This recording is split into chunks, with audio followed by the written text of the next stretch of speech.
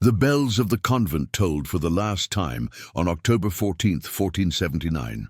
They rang not in joy, nor in ceremony, but in sorrow, long, slow echoes that rolled down the olive-carved hills of Thessaly like a dirge for the living. Wind swept through the crumbling stones of the chapel of St. Charalampos, pulling at the veils of the sisters kneeling beneath faded frescoes. Paint peeled from the faces of saints too long neglected, their eyes ghosted over by mold, soot, and centuries of forgotten prayers. There were no soldiers left, no defenders, no warning, only the red flicker of Ottoman banners cresting the far ridge, bright against the dusk, fluttering like blood-soaked fire.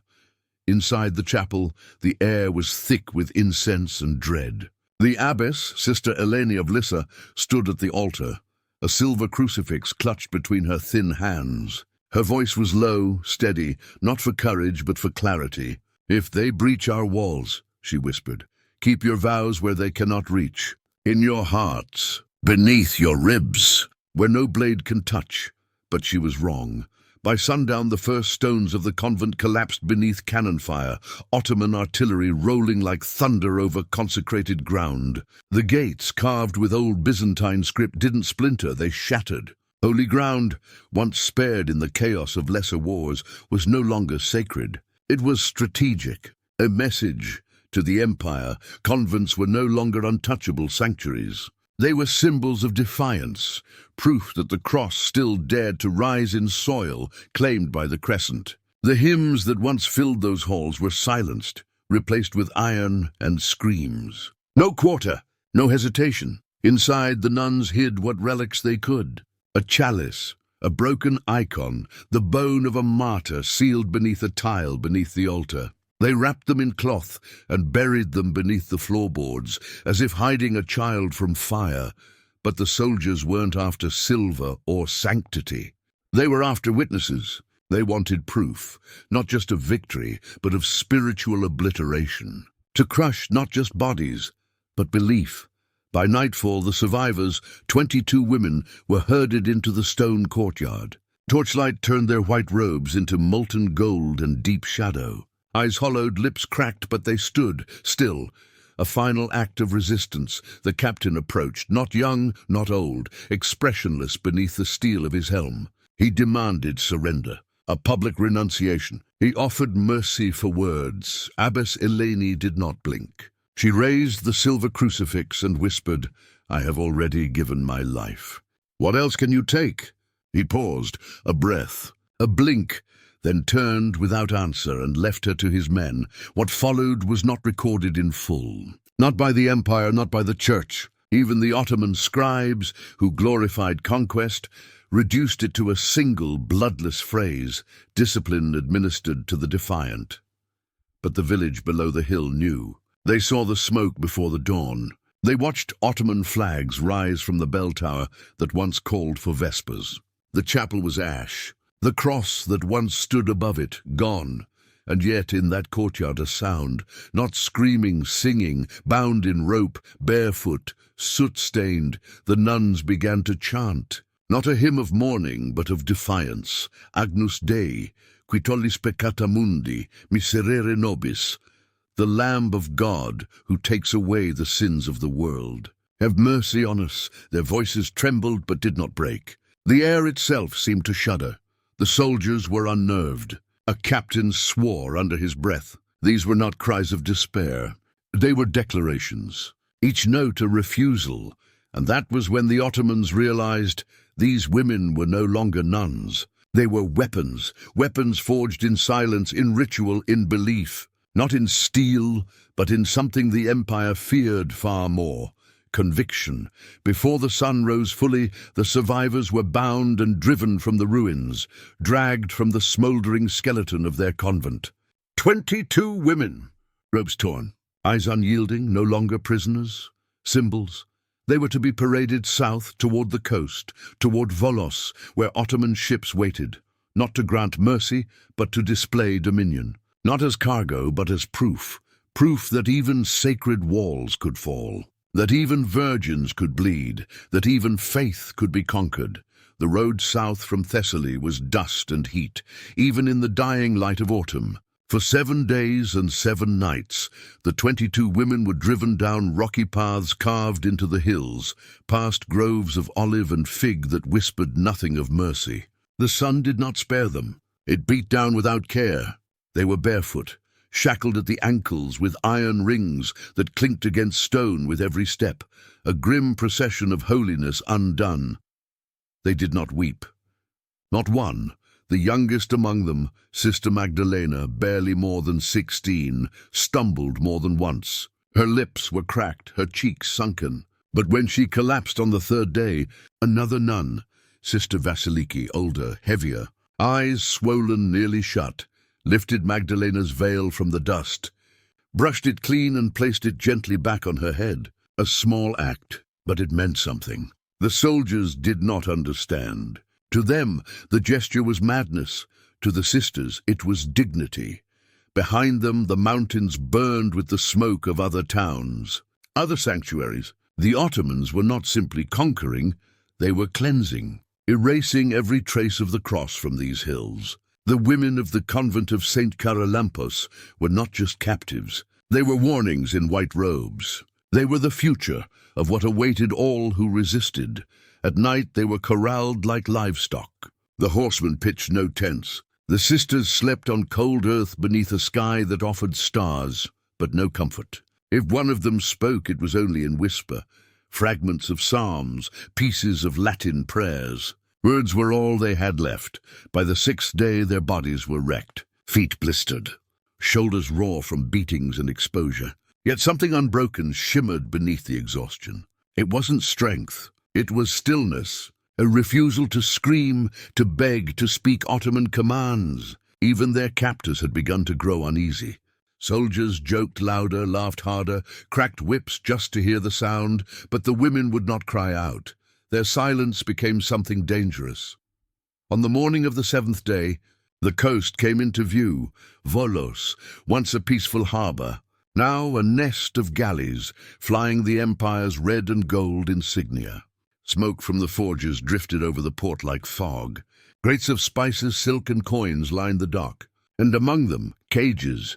The women were herded aboard one of the larger Ottoman vessels, a galley known among sailors as the Crescent's chain.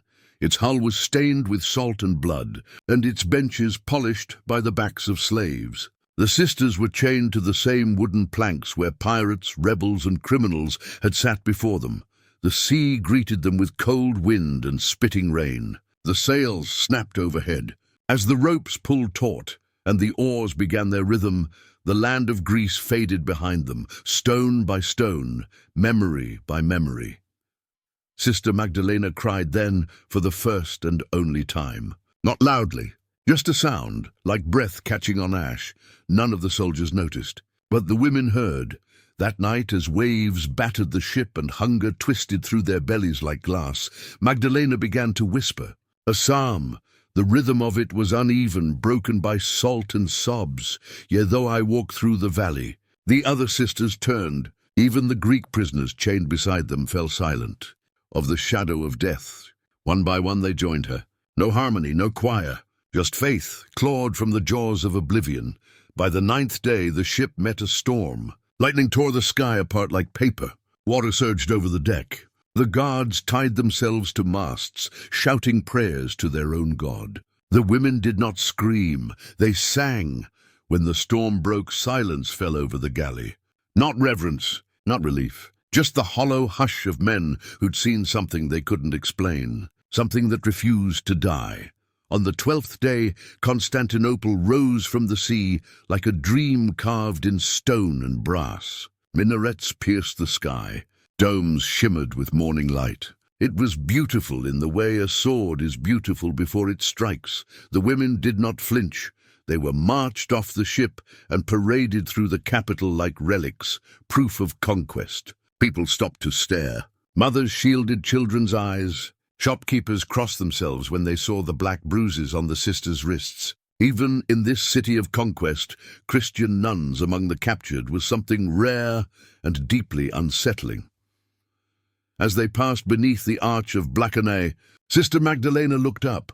For a moment, she saw it, the Hagia Sophia towering in the distance, once the heart of Christendom. Now a mosque. The great cross that once crowned its dome had long been torn down, replaced by the call to prayer. She whispered, not in fear, but in memory, "We are home, but it is no longer ours."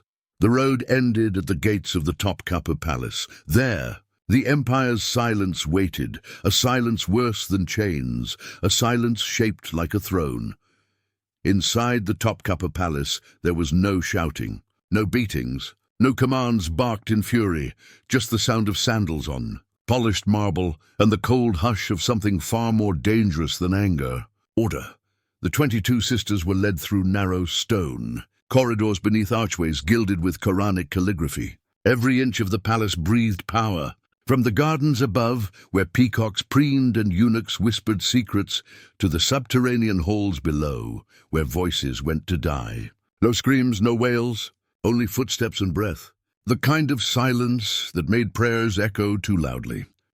They were marched to the Divan-ı Humayun, the imperial council hall, where the Sultan's will took flesh in paper and ink. The hall was massive, domed and flanked by columns, light pouring in like judgment from high windows the sisters couldn't see.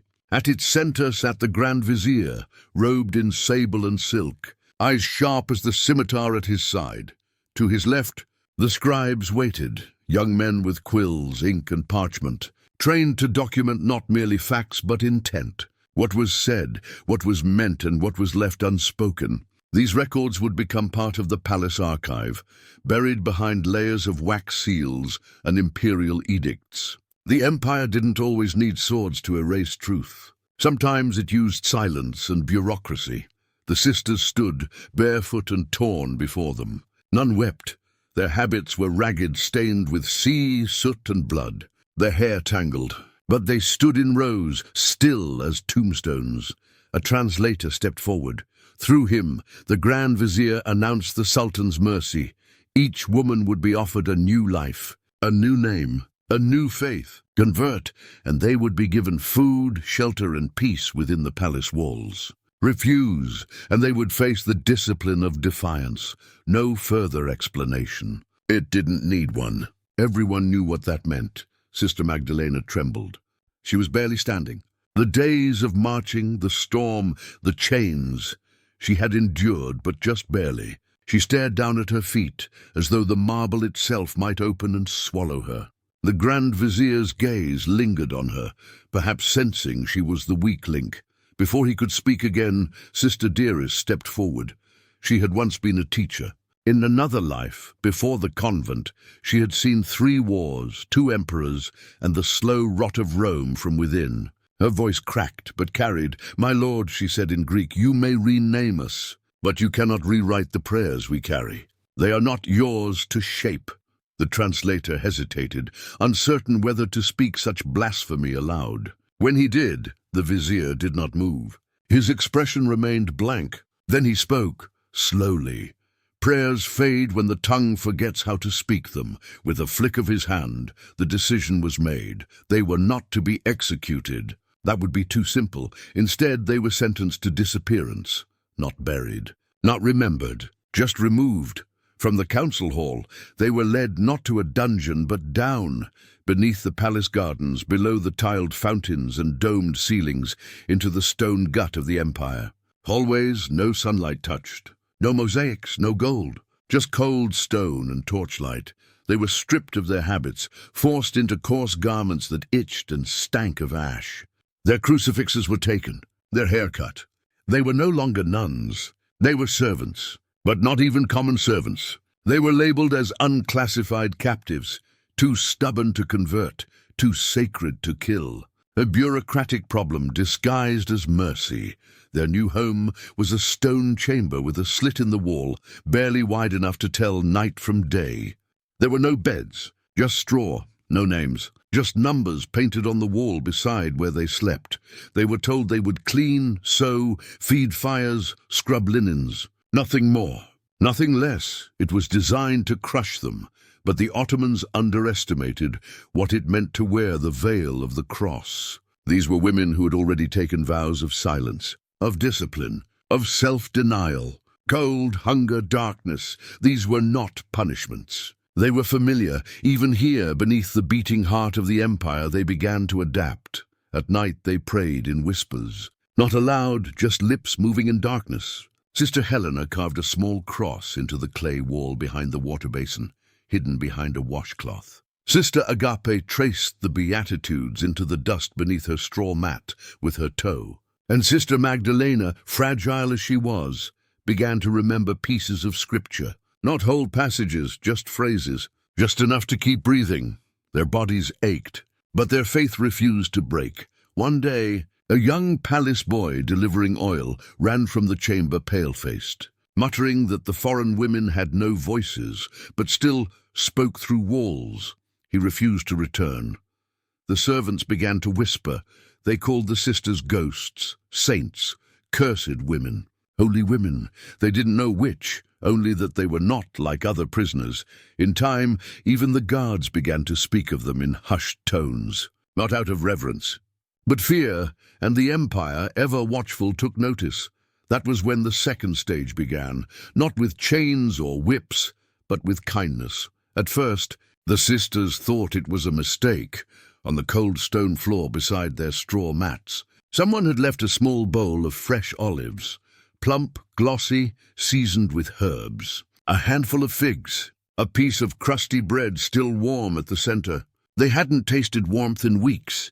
Then came the oil lamps, not the dim, smoky torches that choked the cell with their stench, but clean glass lanterns, trimmed and filled, casting soft yellow light over the chamber. Light that reached the corners, light that revealed each sister's hollow cheeks and blistered hands, then silk, rolls of it delivered in wooden chests. Pale colors, gold thread. Their daily task had shifted from scrubbing refuse to sewing robes for court women, a privilege typically given only to trusted hands. No explanation came, just the materials and the expectation. It was not generosity, it was warfare in velvet. The empire had tested their bodies and failed to break them. So now it tested something deeper, their longing. Into their prison came the learned men, soft-spoken imams and courtiers dressed in lavender robes. They brought honeyed tea and questions wrapped in silk. They did not shout or curse. They smiled. They spoke of peace, of mercy, of God. "Your faith is not forbidden," said one elder with kind eyes, "but you carry it with such weight. Our God and yours are not enemies. The book is the same. Only the language differs. Take our tongue, and you will be free." Their message was always the same: forget, and you will be healed. But the sisters did not speak. Not in defiance, not in anger. They simply listened, then turned their faces away. Among them, Sister Magdalena was changing. No longer the trembling girl dragged across mountain paths. She had grown, thinner, yes, but sharper. She began to speak at night, not to the guards, but to her sisters. Pieces of memory, of scripture. She stitched together fragments of forgotten hymns and verses, half-remembered prayers. They repeated like mantras. "Blessed are the meek, for they shall inherit," something even half-broken. The words gave them form, identity. They were no longer numbers. They were disciples in shadow. Then the gifts stopped, the food cut in half. The light dimmed, the kind words vanished. In their place came silence and waiting. The sisters began to disappear, not in groups, one by one, quietly, taken from their work or during sleep. No goodbyes, no bodies. Just an empty space the next morning, and a number scrubbed from the wall. In their place came new chains. Not iron, choice. Each woman was led into a small room, a table, a parchment. A scribe, repeat a phrase. Just one. "I submit to the Sultan's mercy. I accept his God as my own." Simple, say it, and live with comfort. Refuse and vanish. The phrase was written in Greek, Latin, and Ottoman Turkish. Some stared at it for hours. Others just closed their eyes.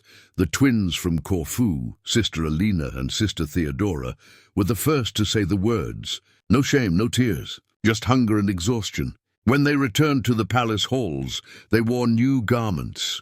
They were called by new names. They were never seen again. That night, The sisters did not cry. They dug deeper, deeper into silence, deeper into one another. Sister dearest, once the bold one before the vizier, had become brittle with time. Her hair turned white, her spine curved, but her eyes never lost their fire. When guards demanded her name, she smiled faintly. "Call me Silence," she whispered.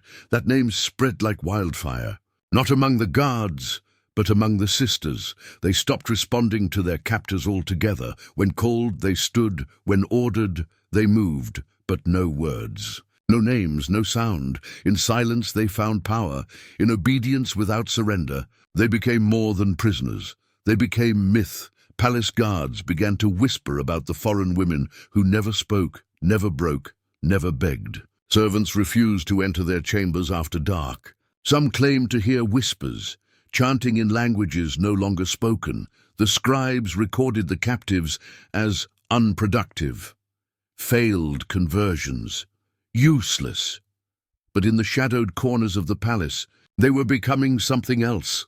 A curse, a miracle, a resistance. The Ottomans had tried to convert them, starve them, erase them, but in stripping everything away, they had unknowingly forged them. The sisters were no longer just symbols of a lost convent. They were living ghosts, weapons of faith, haunting the empire from within. And as winter crept across the Bosphorus, inside the darkness below the palace gardens, something stirred, not hope, something older, something dangerous, something eternal.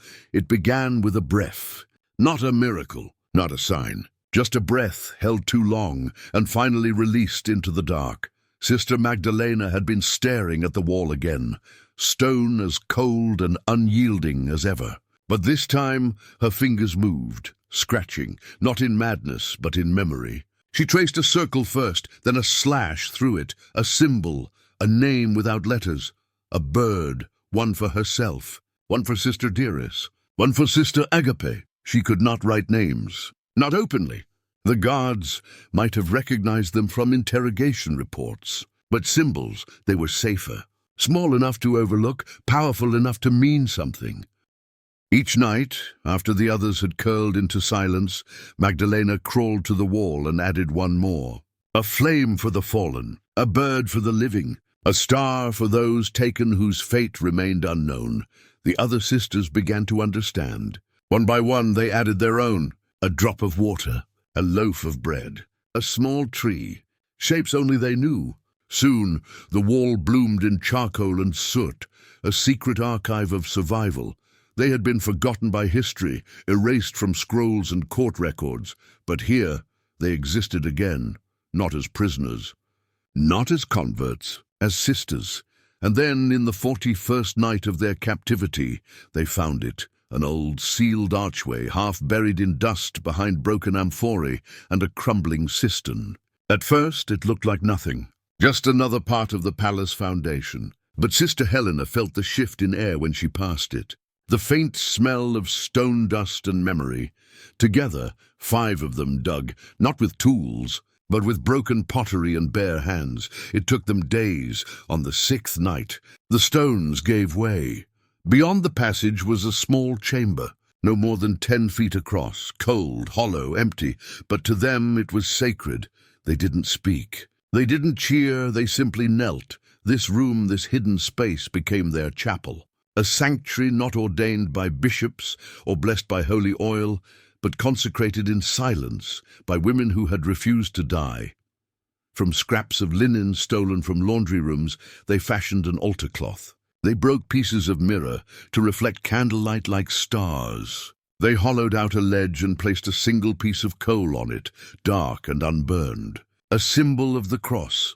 There were no hymns, just memory. Each woman, one at a time, whispered something into the room. Not prayers always, sometimes a piece of their old life, a childhood memory, a brother's name, the smell of morning bread, a bell tolling in a village long swallowed by smoke.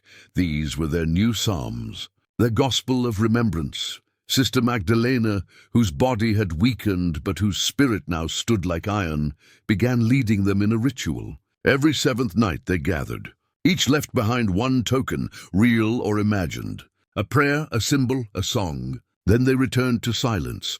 Their captors never found the chapel. But they sensed it because something began to change. Despite hunger, cold, and darkness, the sisters moved with an unnatural calm. They did not break. They did not speak. They endured with a kind of grace that felt almost inhuman. Servants began to report nightmares after delivering food. Guards avoided the lower halls. A rumor spread that the foreign women were haunted or worse, divine. One scribe, charged with monitoring their behavior, wrote, "The captives do not resist, yet they do not yield. They are not angry, they are..." Elsewhere, he was reassigned within a week. In the chapel, the sisters found not just faith but strategy. They had been turned into symbols of conquest. But now they turned themselves into symbols of resistance, not loud, not visible, but impossible to silence. Every act of stillness became a strike, every whispered prayer, a refusal, and deep below the domes of the empire, where the call to prayer echoed down marble corridors, the chant of another faith began to bleed through the stone, not in defiance but in endurance. It was a hymn no one had sung since the fire, Dona nobis pacem, grant us peace. The same hymn they had chanted when the convent burned. It became their rhythm, their breath, their weapon. The winter crept in slow and merciless, pressing through the palace stone like a whispered curse. Up in the imperial gardens, the fountains froze midstream. Silk-robed concubines huddled closer to hearths. Fires burned longer. Servants moved faster. But beneath it all, far below the mosaics and gold, the sisters did not change. They did not ask for warmth. They did not shiver for mercy. They endured the cold, like they endured silence, with quiet, deliberate defiance. By the time February of 1480 arrived, only 17 of the original 22 remained. The 5 who had vanished were spoken of only through the symbols Magdalena kept marking on the hidden chapel wall. 5 small flames, flickering in charcoal, their meanings shared only in glances. One flame had a line through it. That was Sister Theodora, taken after her whispered confession to the imams. She had given in and was never seen again, but most flames had no lines, just the quiet understanding that someone had disappeared, without sound, without record, as if they never existed. Yet each mark made them real again, and that was when the whispers began to spread. Not within the palace, but beyond it, among the servants and slaves, among the cooks and scribes, and eventually among the foreign prisoners who passed through the imperial holding pens, waiting to be sold or traded for ransom. Whispers of the women beneath the stone, the ones who never spoke, who prayed in dead languages, who carved birds and stars and flames into the walls. Some said they were cursed nuns, others angels fallen in chains. The Turks, who feared nothing, feared them. And fear in an empire built on power was a crack in the foundation. In early March, a Venetian prisoner, once a merchant, now broken from months of torture, was placed near their wing for just a single night. The next morning, he begged the guards for a pen and ink. "There are voices," he said, "singing in Latin, like wind through grave dust." The guards mocked him, but the rumor spread, voices in the dark, voices that refused to die. Down in the chapel the sisters could feel it. Not hope, not yet, but a shift, a crack in the curtain of silence the empire had drawn over them. Sister Magdalena began marking not just birds and flames, but crosses, tiny ones, scratched into the stone, where only a sliver of moonlight could catch them. She placed them where no scribe, no guard, no overseer would see, but where God, might, the silence that had once been their punishment, had become their weapon, and the empire could feel it, so it did what empires do best. It escalated. The guards returned, but now with fewer words and more cruelty. Rations were cut. Work hours doubled. The chapel door was discovered. Not the space itself, but the sealed archway. They did not open it. They merely nailed it shut, covering it with sacks of grain and barrels of vinegar. A message. They knew the sisters had something sacred. They didn't need to see it. They just wanted to bury it again. But the damage was already done. Even sealed off, the chapel existed. In the sisters' minds. In the air, in the way they walked, in the way they looked the guards in the eye and said nothing, not because they were broken, but because they were not. Sister Dearest, now visibly ill, bones jutting beneath her skin like broken wings, grew quieter by the day. She could barely stand, but when asked to identify herself during a linen inventory, she smiled through cracked lips. "I'm still silence," she said. "And silence speaks louder than your empire." She was taken the next morning. They never saw her again. That day, Sister Magdalena scratched a new symbol into the wall. Not a bird, not a flame, but a closed eye with 3 lashes. It meant, "She sees us still," and somehow it made the rest of them breathe easier. That same night, a low tremor shook the city. An earthquake minor, but enough to rattle walls and shatter tiles across the palace roof. In the sisters' chamber, stones fell from the ceiling. Dust choked the air, but no one screamed. Instead they sang softly, barely louder than breath, "Lux in tenebris lucet." The light shines in the darkness. The guards outside reported it. Said the women sang through falling stone. Said it was unnatural, but they didn't stop it. They were beginning to believe the stories too. By the time spring touched the edge of the Bosphorus in April 1480, the Topkapı Palace began to change. The courtyards smelled of roses again. The fountains gurgled with fresh water. Brass doors were polished to a mirror shine. But down below, in the half-forgotten chambers where the nuns were kept, nothing bloomed. The air was damp. Mold crept along the walls. Of the original 22, only 14 now remained, and yet they were stronger than ever. They had no chapel now. The archway that led to their hidden sanctuary remained sealed, crates stacked in front of it like a tomb. But they remembered every stone of that place, every whisper spoken beneath the makeshift altar. Sister Magdalena had memorized the placement of every symbol scratched into its walls. Each time she closed her eyes, she rebuilt it. It had not been erased. It had simply gone underground. That's how their faith worked now, hidden but never gone. Buried but breathing, the guards noticed it first. A strange calm had settled over the surviving sisters. They worked without complaint. They obeyed without question. But they carried something in their silence that unsettled even the hardest of soldiers. One day, a new warden, young, ambitious, eager to impress the vizier, decided to test them. He selected 3 nuns at random and dragged them into a side chamber. There, he demanded they say the conversion phrase. Just 3 words, "I accept Allah." When none responded, he threatened them with fire. They didn't flinch. He ordered the oldest to kneel. She didn't move. He called for chains. They offered their wrists in silence. By the end of the day, the warden was reassigned. He told no one why, only that the women below were not natural. The scribes began labeling the captives as spiritually contaminated, too defiant to convert, too pious to kill. To the empire, they had become a theological error. To the sisters, they had become what they were always meant to be. Not victims, but echoes. They were no longer nuns in service. They were hauntings in human form. At night, the palace staff began to report hearing footsteps in the halls where no patrols walked. Flickers of candlelight seen through locked doors. A low hum, like chanting, vibrating just beneath the marble. An old cook swore he saw a woman in white pass through the garden at midnight, feet bare, face hidden beneath a veil. When he ran after her, she vanished near the eastern wall. He refused to return to work. "They're not women anymore," he told the steward. "They're what happens when you try to break God's daughters and fail." Still, the Sultan's court didn't believe in ghost stories. They believed in records. So when a visiting Persian dignitary requested a tour of the palace's subterranean quarters, the Grand Vizier ordered a quiet inspection of the nuns, just to ensure they were still useful, or at least manageable.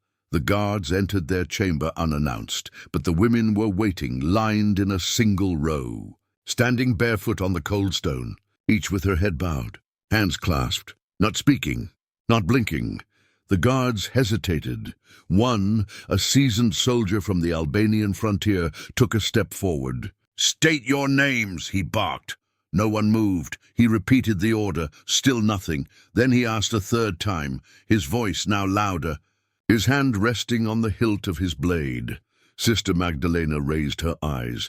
They were not defiant, not wild, just calm. And then she whispered, barely loud enough to be heard, "Lux in tenebris." It was the first time any of them had spoken to a guard in months. The phrase echoed down the hallway like a curse. The guards turned and left. The report written afterward was brief. No recommendations, no actions, just one line. The captives have become something else. No further attempts recommended. They were now officially ignored, forgotten, written off in the ledgers as failed conversions, non-compliant, unremarkable, unworthy of the empire's time, exactly what the sisters needed, because down in the dark, their fire had not gone out, it had taken root. Each evening, beneath torchlight and silence, they began to share again, not with voices but with memory, tracing stories into one another's palms, reciting lines of scripture with eye contact alone. Prayers hummed low enough to pass as breath. The faith the empire tried to crush was no longer fragile. It had become quietly invincible, a seed pressed into stone, waiting, growing, changing, everything it touched. By June of 1480, the palace above was alive with color. Tulips bloomed in silk-draped gardens. Foreign envoys came and went, feasting under gold-leafed ceilings. The scent of roasted lamb, citrus and clove filled the upper halls. But in the depths of Topkapı, beneath the perfumed air and polished stone, the silence only deepened. The sisters were no longer watched. Their chamber was now treated like a storeroom, its door opened only to deliver scraps of bread or buckets of water. No one lingered, no one spoke. The empire had moved on as it always did, burying its mistakes in stone and time. Only 13 remained. But to those 13 women, death was no longer an ending. It was transfer from body to memory, from pain to prayer. Each loss carved them deeper, made them sharper, more enduring. They no longer wept, no longer feared. Even hunger became ritual. They had become ritual. Sister Magdalena, who now walked with a permanent limp, had assumed the mantle of leadership. Not through command, there were no orders left to give, but through presence. In every room she entered, the others straightened. When she moved, they followed. She had become their anchor, their relic. Each week she marked the wall. Not in sorrow, but in record, 11 birds remained. 2 flames. And the closed eye for Sister Dearest, now smudged from months of fingers, tracing it in reverence. The seal on the chapel's archway remained, but its memory had only grown stronger. The sisters returned to it nightly, kneeling before the crates that blocked it. Not touching, not speaking, just kneeling. That was enough. That silence had become their rebellion. They didn't need swords. They didn't need rescue. They had faith. And faith, when sharpened by grief, becomes a weapon that outlives any kingdom. But empires are not only built on conquest. They are built on stories, and stories like cracks spread. In late June, a Venetian ambassador, newly arrived from Cyprus, sent a private letter back to his doge. In it, he mentioned hearing of a group of Christian women hidden beneath the palace, long thought dead, who sing in a language no Turk dares translate. The Ottomans intercepted the letter. They were not alarmed, but they were embarrassed. They had tried so hard to erase these women, and still they lingered, and worse, they inspired. Among the enslaved Greek and Armenian servants, the story of the silent sisters beneath the marble became myth. Some believed the women had died and returned as saints. Others believed they were still alive, untouched by time, kept alive by God himself. On the nights of a full moon, the lower halls grew colder. Even the most hardened guards reported strange chills, flickering torches, the smell of incense where no fire burned. One reported hearing soft voices, not screaming, singing. He was dismissed for mental fatigue, but the rumors spread. They always did. In the sisters' chamber, the stone walls had begun to shift with moisture and age. Cracks formed beneath the ceiling. Rainwater seeped in from old drainage lines, and then one night, when the summer heat broke into thunder, a crack tore. Through the archway's seal, not a collapse, just a breath, enough to let air through, enough to let the sisters know the chapel was waiting. Sister Magdalena pressed her hand against the broken edge. The stone was wet but warm. On the other side was the altar, the mirror-shard cross, the symbols, the memory. They didn't rush to uncover it. They didn't cry out. They just sat in silence, their backs against the archway. As lightning flickered above them, and the wind howled through the crack like a hymn, somewhere above, in the highest tower of the palace, a new sultan was preparing his rise. He was young, ambitious, determined to wipe away any trace of weakness left by his predecessor. A purge was ordered, not of armies, but of records. Every servant, concubine, laborer, and prisoner was accounted for, listed, categorized, confirmed, except one entry, a chamber labeled Religious Captives Thessaly, had no date of arrival, no names, no conversions, just a single line. Unfit for service, disposed, no death dates, no burial records, just a blank space where 22 names should have been, and that blank space, that was the truth, the most damning truth of all, because empires only hide what they fear. And the only thing the Ottomans feared more than defiance was something they couldn't control, a memory that refused to fade. Years passed. Not many, but enough that the empire believed the matter was over. The sisters had faded from reports, from scrolls, from memory. Even the guards no longer referred to them. Their chamber was sealed one winter under the excuse of structural instability, a quiet decision made by a junior vizier. No one questioned it. After all, who would miss ghosts? By 1482, a new sultan ruled from the imperial throne. Young, brilliant, ruthless. He demanded a court without weakness, and weakness in his eyes meant unanswered questions.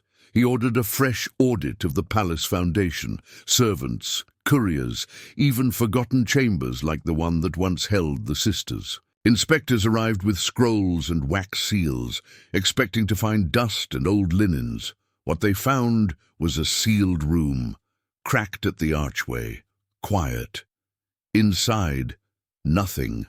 No bodies, no bones, no beds, just 13 small carvings scratched into the far wall, faint, ancient, untranslated, a bird, a flame, a closed eye, and dozens of crosses, some stacked atop one another, some bleeding into the stone. There were traces of firelight long extinguished, faint outlines of footsteps in the dust, and one final Latin phrase, carved deeper than all the others, lux in tenebris lucet. The light shines in the darkness. No one could explain it. No one tried. The report was filed, then buried, literally. The chamber was resealed under orders from the Grand Vizier. Not out of fear, not exactly, out of shame, because somewhere in the empire's endless archives, between victory parades and trade ledgers, was a gap, a blank entry where 22 women had once been recorded. And no erasure is more obvious than silence. But history doesn't die with seals. In 1484, a Venetian spy intercepted a letter from a Turkish courtier describing a haunting under the palace where women once refused to bow, and whose hymns still echo on windless nights. It was dismissed as folklore. A decade later, in the harems of Constantinople, concubines whispered stories to one another of holy women buried alive who sang themselves into heaven. They would leave food near vents in the lower levels, not as offering but as habit. Just in case, by 1712, a French diplomat visiting the palace noted in his journal, "Among the oldest servants persists a tale of Christian women who became shadows, who refused the Sultan's will and vanished beneath the marble. They say on certain nights, if you walk the east wing at moonrise, you can still hear Latin prayers, low and sorrowful." He wrote it off as myth, but myths are only truths that survived the fire. Centuries passed, empires fell, the Ottomans crumbled, time buried their glory. And then, in the late 20th century, archaeologists returned to the Topkapı ruins. Tourists now wandered where viziers once whispered secrets. One summer, a team restoring old drainage lines discovered a sealed archway behind the east foundations.